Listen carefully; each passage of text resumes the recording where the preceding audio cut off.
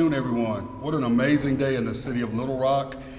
As you know, we have our vision for the city is to be one of the safest cities in the state of Arkansas and one of the safest cities in America. We truly believe that this is a amazing opportunity for us to live up to that vision statement. And we're going to talk a little bit today about a few grants that we received in our efforts to reduce violent crimes. I want to talk a little bit about our Crime Gun Intel Center. This is something that we have been working on. We're really big into technology, and over the last 2 years, we have enhanced our technology, which has allowed us to be able to reduce the chances of our gun crimes going unsolved. And so each and every day we find out something amazing about our men and women of our department, our federal partners, the technology that's made available to us to ensure that our city is safe, to ensure that many of these crimes that may have gone unsolved previously, that they're going to be solved. And so one of the things I'd like to do is I'd like to introduce my staff that has worked diligently on ensuring that we're helping keeping the city safe.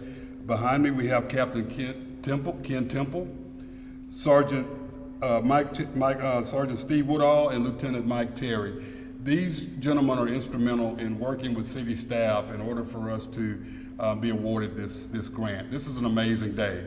And so to talk a little bit about that, I would like to introduce our Mayor, Frank Scott Jr.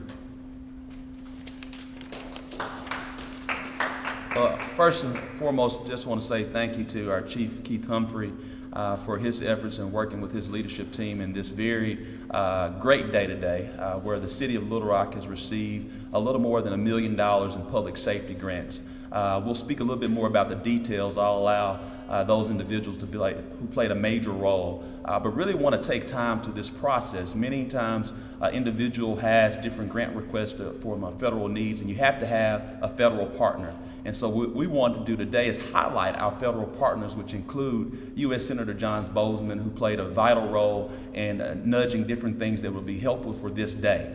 So we want to share our appreciation to United States Senator John Boozman, in addition to our U.S. Attorney Cody Highland, who also played a vital role in these public safety grants. And so when you have this great state, local, and federal partnership, things like this happen for us today, where we get more than $1 million that's going to help curb gun violence, as well as community police, help increase more community policing with these public safety grants. So we want to say thank you, and also to our grants administrator, Karen Curry, who spent a lot of time and effort in pulling together our grant applications for federal resources. Many may know that I just recently visited Washington, D.C. on a federal relations trip, and part of that trip was to meet with the U.S. Department of Justice, as well as senior advisor to the PDAG, which is Patricia Nation, who's a former Arkansas native. It is an Arkansas native, but currently resides in Washington, D.C. as a part of the current presidential administration, and they've been very involved in our grant requests. But many times you have to be more than just a sheet of paper. You want to go shake the person's hand who's going to make that decision. So we want to do that and to encourage more dollars that we have hopefully coming down the road, in addition to this 1.2 or 3 million for today. So again, just want to share my appreciation to our federal leaders, being U.S. Senator John Boozman, as well as U.S. Attorney Cody Highland. I'll now bring up back to the stage our Chief of Police, Keith Humphrey.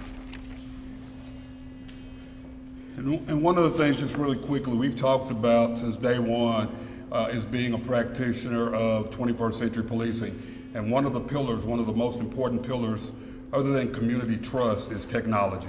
And this gives us an opportunity to show the citizens of our state, citizens of our city, and the citizens throughout the nation that the Little Rock Police Department is very, very, very committed to enhancing our technology to making our city safe. Before I go any further, I'd like to introduce U.S. Eastern District Attorney Cody Highland. Thank you, Chief. Well, good afternoon. This is a good day for the city of Little Rock. I remember when I was sworn in almost 2 years ago now as U.S. Attorney, the Attorney General giving us some marching orders. And those included reducing violent crime, and reducing violent crime. And it's been a long 2 years, but a good 2 years. We've seen some success, One of the things that I think it's important as a federal partner is you have to understand you are a partner. 80% of law enforcement is done at the state and local level. We can't do it without these guys, and we can't do it without our federal partners. I think John Norris is here, ATF. Our caseload beginning in 2018 went up 83%. 83%. Most of those are gun cases. And so our goal is to take trigger pullers off the street. And that has been something that I think we've been effective at in the last year and a half, in large part because of the work by ATF, the work from Little Rock Police Department, the Pulaski County Sheriff's Office, and Prosecuting Attorney Larry Jegley's office, in addition to my AUSAs. You don't have an 83% increase in your caseload without them sharing a big part of that burden. And our PSN coordinator, Project Safe Neighborhood coordinator, Benicia Moore, is here in the audience and is in large part responsible for a lot of the work that we've done. But you know, stats are great things to have, but one of the most important stats is that last year we had a 24% reduction in homicide in the city of Little Rock. We had a 55% reduction in non-fatal shootings. Those are the things that matter. That's why we do what we do. That's why we get up in the morning, we put our boots on. These guys go out and they do their job because it matters that they do their job. And so we are proud to partner with them. Today is a good day. This is not a panacea by any stretch, but we have an opportunity with this new technology and the addition of, in addition to the one at the State Crime Lab, to really make an impact on gun crime in the city of Little Rock. So with that, I'll turn it over to the chief or whoever. Thank you. Thank you, Mr. Holland. I'd like to just recognize many of our partners here. The entire city is a partner, but just our local law enforcement partners that have really worked with us in effort to make our city safe, continue to make our city safe. The main thing I want to prove here is this is just not a Little Rock Police Department initiative. This is a partnership, like Mr. Holland said, a partnership that has really worked, and it continues to work. So let me introduce John Norris, who is the acting special agent in charge of the ATF. The University of Arkansas Little Rock, Professor Tricia Rhodes, who's our research partner. Director of the State Crime Laboratory, Kermit Channel. Is Mr. Channel is behind me? All right. Rebecca Mullins, Chief Firearms Examiner. Ms. Karen Curry, Project Manager and Grant Manager. And let me tell you a little bit about Karen. She is very, come on up, Karen. She's very. Karen is, as you all know, the grant process is very competitive, and so you have to have someone who's very passionate about making sure that you follow all the deadlines and make sure all the T's are crossed and I's are dotted, and Karen's that person. And so I just want to say thank you so much for your help. Also, Amanda Jones, who is the grant coordinator. Where's Amanda? All right, Amanda. All right. And so I'd like to give each and every one of these fine people a round of applause.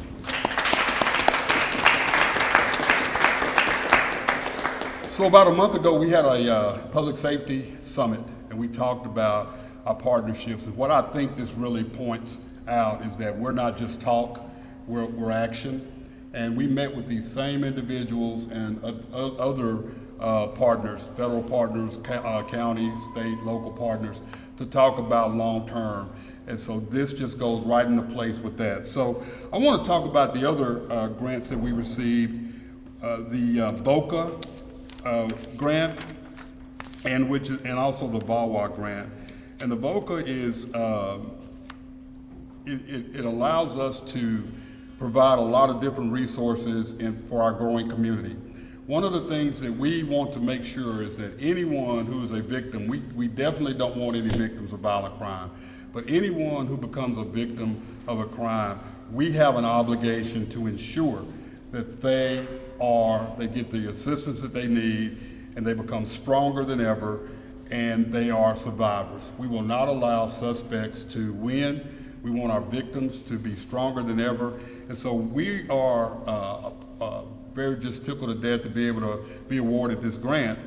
It's a $500,000 federal grant and it allows us to expand our crime victims services unit.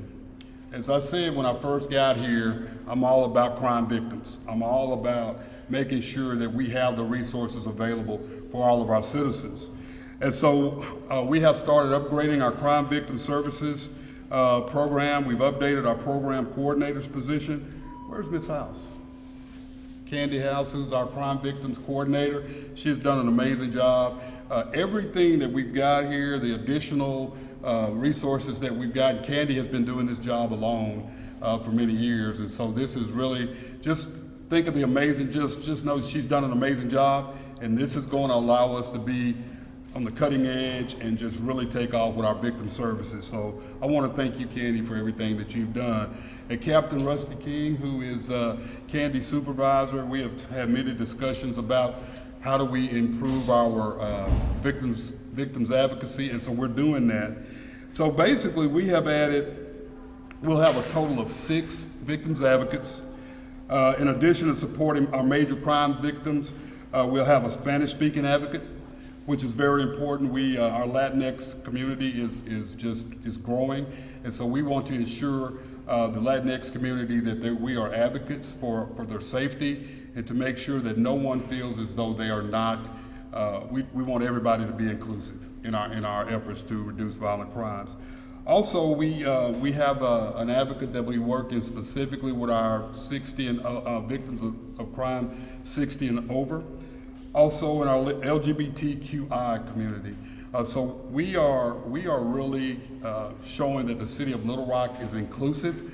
We're showing that we refuse to let anyone believe that they are not part of our community and part of our efforts to continue to keep this city safe. As I said, we also will have a volunteer coordinator because that's also important. We have a lot of citizens in our city that want to be part of a volunteer program, and this allows us to get an organized, formalized volunteer program. But I would be remiss if I didn't talk about the VAWA grant, which is Victims Advocate of Crimes Against Women, and we will specifically have a detective that is focusing on domestic violence with this grant. So part of this grant allows us to have a detective that specifically focuses on domestic violence. And so we are just really excited about this.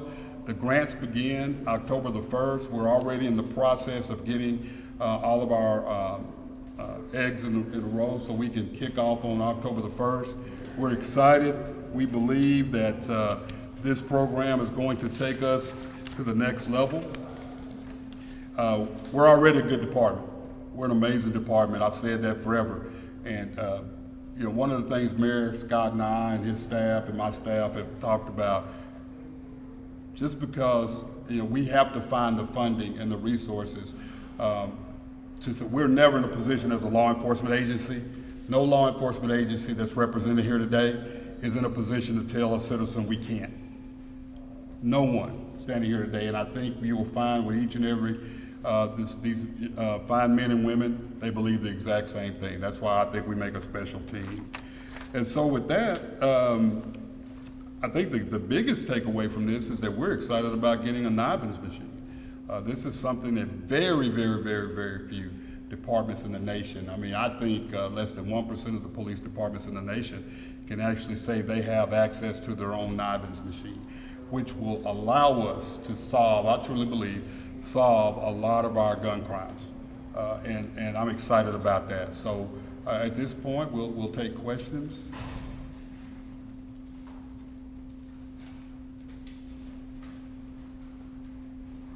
How much of a change for the department is it to get this kind of money and be able to enact these kind of things? I don't think you'll see a change because we've been doing this since 2017. What you'll see is we'll have more in-house resources. We're going to still have the same partnership with our federal agencies, our other local agencies, our state agencies, but it just gives us a little bit more, it allows us to have more of an in-house, which really is I think that's a lot, to say a lot for our department and for our city, but we're going to continue. We've been moving forward since 2017.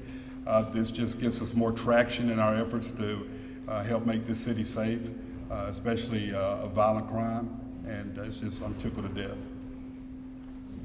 Chief, will you clarify the grant amount on the VOCA? Absolutely. And what I would do, Karen, if you would, please. You want to talk about that, or would you like? Thank you, Chief. Yes, the Victim of Crimes Act grant is for a total of $427,000 federal dollars. It is 1 year and will probably extend onto year 2 as well. And then we have a Stop Violence Against Women Act grant, and it is for, I have to look on this, approximately $93,000. I think there's some change on that. We may have rounded, but $93,000 in federal dollars. And that's the one that the detective is going to be paid out of, the dedicated domestic violence detective. And we have a sheet of paper that goes through and tells a little bit more about the budget.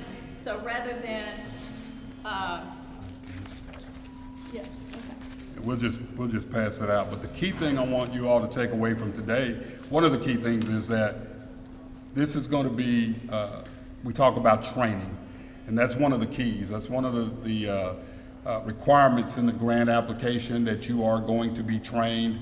Your staff's going to be trained in order to make this work. You have to have that. And there's another person I forgot, our crime analyst, Jim Brooks. He's standing back there. So Jim provides all the, he's going to give me for that, but Jim provides all of the statistics that we need in order to make this thing happen. So any additional questions?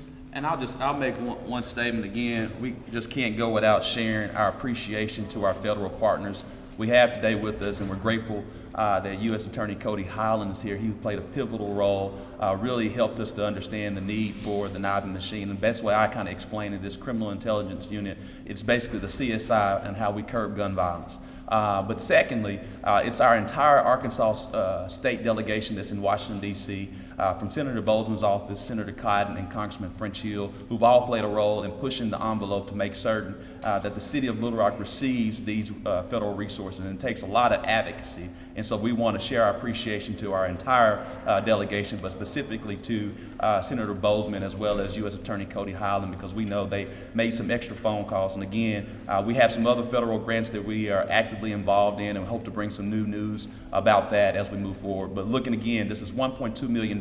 We proclaimed July to be the Public Safety Month. We talked about this action, and now within 2 months, because we got a chance to work with U.S. Attorney Cody Highland, Senator Bozeman, and other members of the entire Arkansas delegation, here are the results. $1.2 million. They're now going to help not only curb gun violence, but also focus on true community police. I think we all are aware on the campaign trail, we talked about an LGBTQ liaison. We talked about a greater focus of the Latinx community. And these VOCA grants are helping us to make more of a community impact, to really focus on 21st century pillar policing. And so, again, we thank all of our federal partners for everything that they're doing right now, and we appreciate them. And we'll take a couple more questions, and then we'll conclude.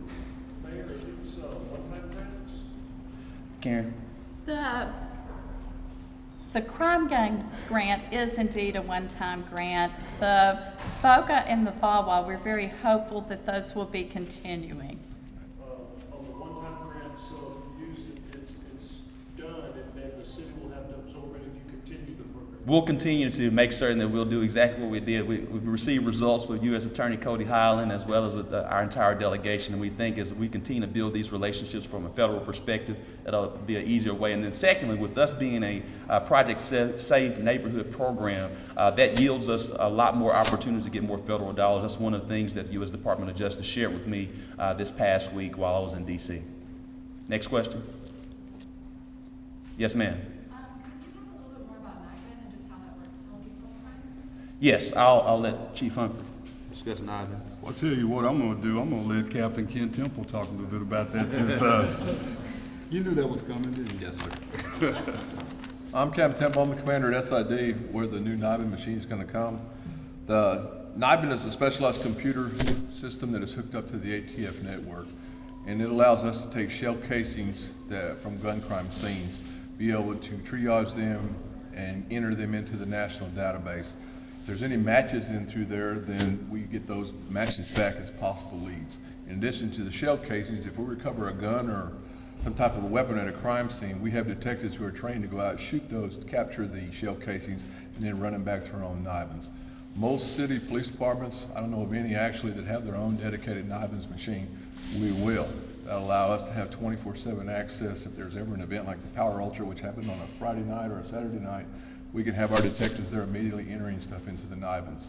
If they make matches, then we're allowed to use that to pass on to Captain King and his Major Crimes Division to help hopefully capture suspects and lead evidentiary to successful prosecutions. So I hope that explained it. All right, thank you, guys.